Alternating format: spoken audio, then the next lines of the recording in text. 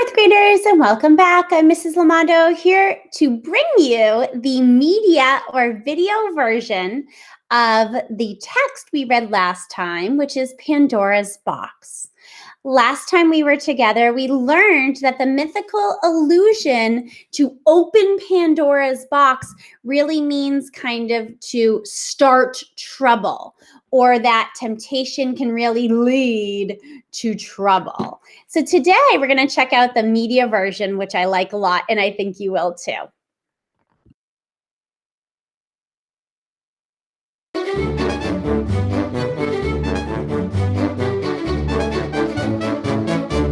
Pandora's Box. A long, long time ago, when the world was very young, a handsome boy called Epimetheus and a beautiful girl named Pandora lived in perfect harmony. They spent their entire days laughing and dancing. Life was perfect and they knew no sadness. But one day, one of the gods above, a grumpy old sourpuss called Zeus, flew into a jealous rage. Why are they so happy when I am not? Angry and envious by turns, he stomped about the heavens until he had devised the most wicked of plans. But he needed help to carry it out. Hermes, attend me. I have a job for you. And so it was that on Earth, the god Hermes could be seen struggling towards the door of the young friend's house. He appeared at their door tired and exhausted. He explained that he was on his way to deliver a huge golden box. He begged a place to rest his tired bones and somewhere to leave his sacred cargo while he performed another errand. Pandora and Epimetheus were happy to help him. Come in, set your box down and go as you please. As Hermes prepared to depart, he left the two young ones with a very stern warning. Whatever you do, you must not open the box. After a time, Epimetheus and Pandora heard their names being called. Epimetheus! Pandora! Epimetheus thought it was their friends calling them outside to join in their play. He urged his friend to come with him, but for some reason, Pandora wanted to stay. Pandora watched Epimetheus head out into the gardens, and no sooner was he gone than Pandora heard her name being called once more. Pandora! Pandora! But now it no longer seemed to be coming from outside. It seemed to be coming from Hermes' strange and forbidden box. Pandora drew closer. She heard the voices again. Pandora! Pandora! She bent over to be sure, and this time she heard, Please help us, Pandora. We are locked inside this dreadful box. It is dark and we are afraid. Please, please help us to escape. So mournful were the voices that she thought she would go mad. They begged and pleaded, but Pandora could not forget Hermes' stern warning. Pandora turned away, trying to ignore the pleas, but there was such sorrow in the voices that finally she could stand it no longer. As if in a trance, she glided towards the box and wrestled with the golden chains around its girth. At last the ties fell to the floor, and Pandora slowly, nervously lifted the lid. No sooner had she done so than she realized she'd made a grave mistake. From out of the box came tiny, sharp-toothed brown moths. They circled round the ceiling before swooping down on Pandora, stinging her skin. All her life, Pandora had only felt joy and happiness. Now, Pandora experienced new feelings of anger, pain, and sorrow. She stared through the window at Epimetheus talking to another maiden, and for the first time ever she felt the stings of rage and jealousy. She looked up and saw herself in the mirror and felt shame and regret. The moths swarmed out of the window, stinging everyone they met. Pandora saw new feelings expressed on their faces too. She saw envy, suffering, bitterness, and greed.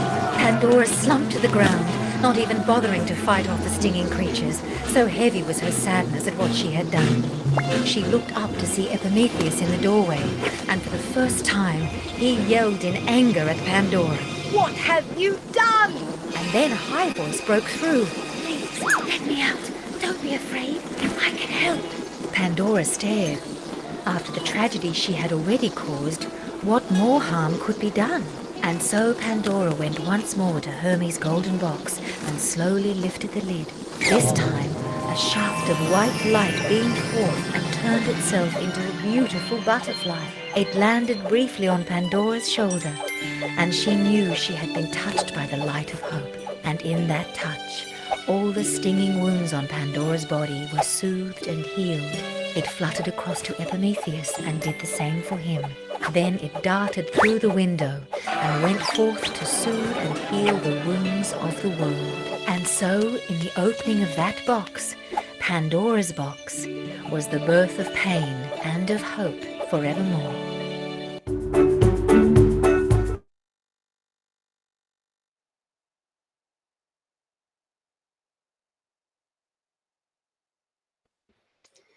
All right. Wow. I saw a lot of similarities and a lot of differences between the text version of Pandora's box and the media. As always, let's look to our Google form. So, of course, we're going to ask for your name. So, in the text, Zeus punishes Epimetheus because he is angry with his brother. In the media or the video, Zeus punishes Epimetheus because he is angry at Pandora. He is jealous of Epimetheus and Pandora's happiness. He is annoyed at Epimetheus and Pandora. He is angry at Epimetheus. In the media, the video, Hermes delivers the box to Pandora and Epimetheus. In the text, who delivers the box? Zeus, Hephaestus, Prometheus, Epimetheus. In both the text and the media, what happened when Pandora opened the box? Sharp-toothed brown moths flew out. A tiny bug flew out. Feelings like hope and love flew out. Feelings like anger, pain, and rage flew out. In what version was Epimetheus angry with Pandora for opening the box? The text, the media, remember that's the video, neither, both. In both the text and the media, what happened when Pandora opened the box for a second time? Love came out, pain came out, hope came out, loss came out. And lastly, what does the mythical allusion to open Pandora's box mean? All right, fourth graders, that's all for today. Until next time, I'll see you then. Bye.